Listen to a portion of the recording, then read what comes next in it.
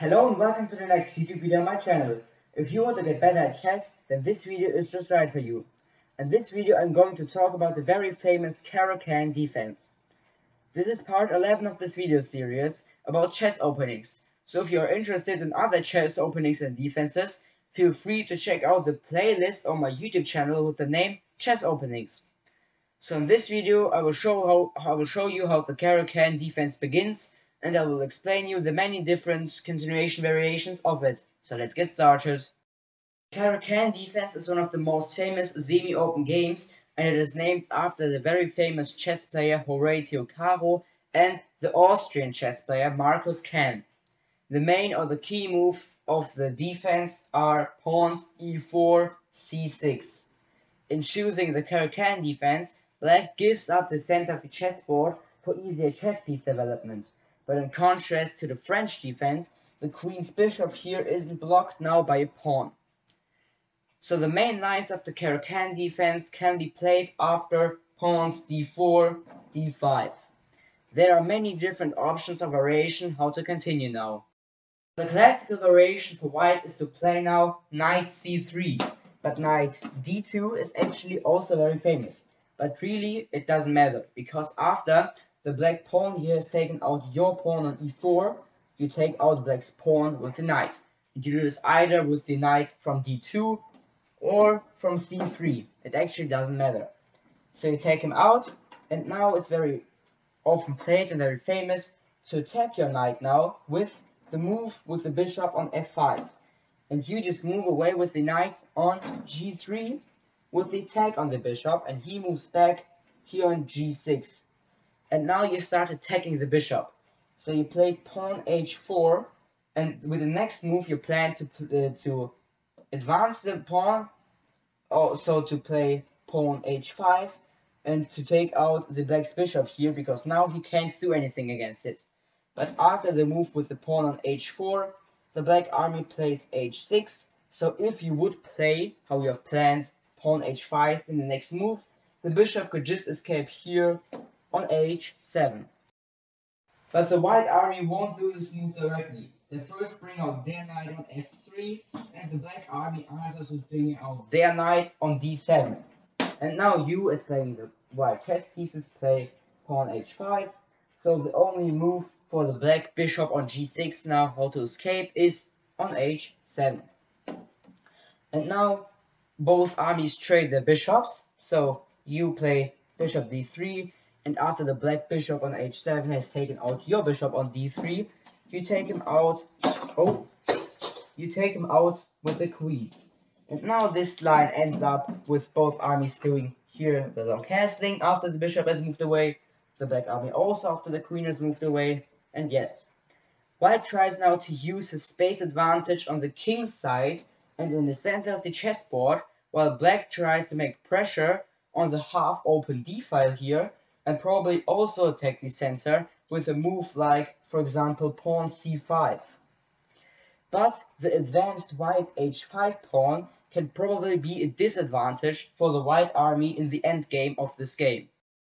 So the next continuation variation which I would like to show you, instead of playing the classical variation here with bishop f5 and taking white's knight on e4, is to play the floor system. This system was very popular in the 80s. So here you play knight d7 with the idea to play knight f6 after, and if a trade in between the knights happens here, so if the white knight takes out here the knight, to take out then with the knight on d7 instead of with one of the pawns here, to avoid a weakness in the pawn position. So here, a very aggressive and strong move which is possible to play for the white army here after knight d7 from the black army is to play very aggressive knight g5. So till now I have already shown you the two most famous continuations after the main line. But before I will show you other continuation variations after the first two key moves, I would like to show you a very nice queen winning trap that you can play with the white chess pieces when your opponent plays the CARO-KANN defense. So it starts with again pawns e4, c6, but now you don't answer with pawn d4, but rather with knight f3. And because of your opponent playing the CARO-KANN defense, he answers now with pawn d5. Attacking your pawn on e4. You defend your pawn, and after he has taken out your pawn with the attack on your knight, you don't take out his pawn with your pawn, but rather you escape with the knight on g5, attacking his pawn. So he takes out your pawn on d3, and you take out his pawn with the bishop with the move on d3. And now it's not really very important how your opponent will answer now, except of if he moves away with the queen from the d line, or he plays his e pawn like that or like this, or plays his knight on d7.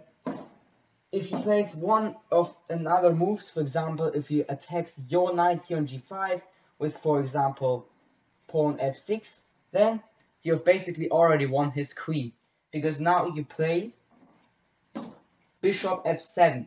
You sacrifice your knight here, because this is a fork, because you now attack the queen, the black queen on d8, and the black rook on h8 at the same time both. So if the king here decides to move away, for example here on d7, then you can just take out his queen. But if he takes out your knight, because he's not defended, you have won his queen, because now you play bishop g6. You also sacrifice your bishop with a check. And now it's not important what the black army does. The black king can't move here on e8. He can move on e6. Then you take out his queen with your queen. If he takes out your bishop on g6 with either his king or with the pawn on h7, then you can also just take out his queen on d8. That was my queen winning trap. So now I will show you another continuation variations after the first two key moves of the CARO-KANN defense, and that's the exchange variation into the Panov attack. So here, how the topic or the title already says it, you exchange the pawns. So you take out black's pawn on d5 with your pawn, and he takes out your pawn with his pawn. And now the key move of the Panov attack is pawn c4. You again attack black's pawn on d5, and he defends his pawn with the move with the knight on f3. But from now on you don't stop attacking. So you play knight c3. So you take the pawn here now with the second chess piece, and now your opponent has three options how to answer now. For example, pawn g6 would be possible, or also pawn e6 to defend your pawn on d5, also with the second chess piece.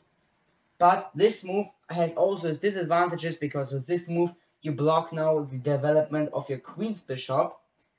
Also possible for black now how to answer now, or the third option is knight c6.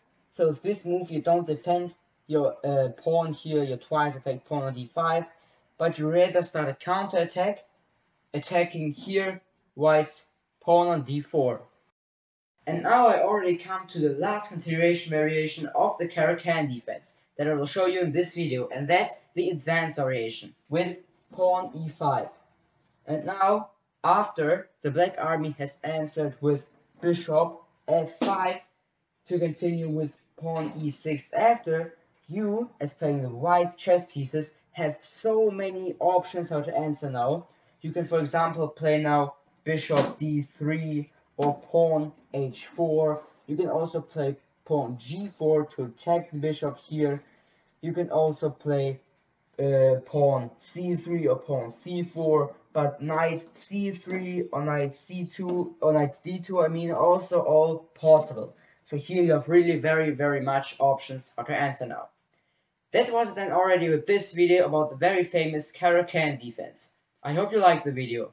If you liked it, feel free to leave a like there and subscribe to my YouTube channel. Till next time, bye!